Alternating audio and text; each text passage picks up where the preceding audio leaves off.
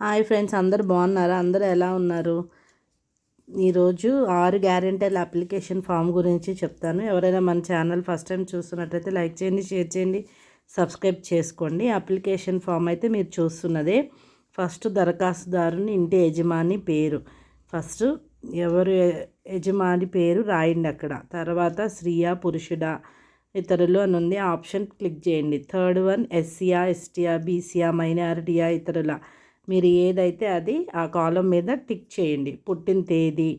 Fifth one Aadhaar number చూసి అక్కడ రాయండి. రేషన్ కార్డ్ నెంబర్ కూడా, మొబైల్ నెంబరు, మీ వృత్తి ఆక్యుపేషన్, మీరు ఏం చేస్తున్నారో ఆ కాలంలో రాయండి. తర్వాత మన రేషన్ కార్డులో ఉన్న మెంబర్స్ అన్నీ, సీరియల్ నెంబర్, పేరు, దరఖాస్తుదారుని పేరు అవి రాసిన తర్వాత సెకండ్ పేజీలో మన అడ్రస్ రాయాలి. చిరునామా, మన అడ్రస్, ఇంటి పేరు అవన్నీ రాయాలి. వార్డ్ నెంబరు, జిల్లా, మండలం, వీధి ఇవన్నీ రాసిన తర్వాత కింద ఒక్కొక్క 6 గ్యారెంటీల గురించి ఇచ్చారు. అభయహస్తం గ్యారెంటీ పథకాలు. ఫస్ట్ వన్ మహాలక్ష్మి పథకం, ప్రతి నెల 2500 ఆర్థిక సాయం. క్లిక్ చేయండి. మీకు ఆ పథకం అవైలబుల్ ఉంటే, మీరు అర్హులైతే ఆ పథకం మీద క్లిక్ చేయండి.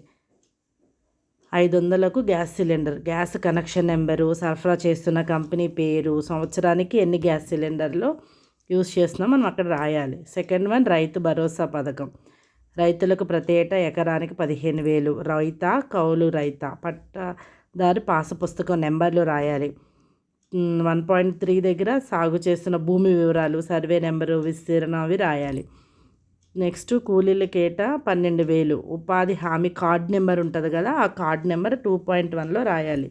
నెక్స్ట్ థర్డ్ వన్ ఇందిరమ్మ ఇండ్ల పథకం, ఇల్లు లేని అర్హులైన కుటుంబానికి ఇంటి నిర్మాణానికి ఆర్థిక సాయం. మీకు ఇల్లు దానికోసం అయితే దాని మీద క్లిక్ చేయండి. సెకండ్ వన్ అమరవీరుల మరియు ఉద్యమకారులకు 250 చదరపు గజాల ఇంటి స్థలం కోసం 2.1 సెలెక్ట్ చేసుకోవాలి.